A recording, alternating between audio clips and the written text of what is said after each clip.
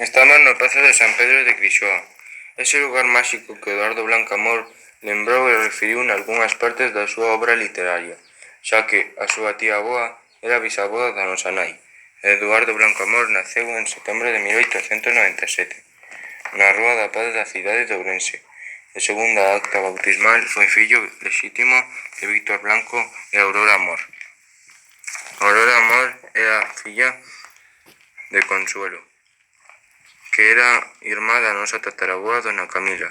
Dona Camila era a dona de don Bernardino Sánchez Armesto, de Grixoa, o noso tatarabó.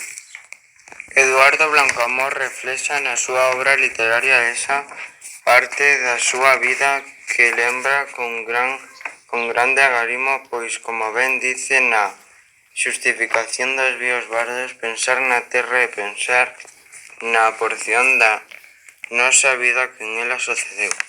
Eduardo Blanco Amor pasou aquí na nosa casa algún período vacacional cando era pequeno. Sempre houbo boa relación entre as familias e así reflexa na correspondencia epistolar entre Eduardo Blanco Amor e os nosos tíos e avós.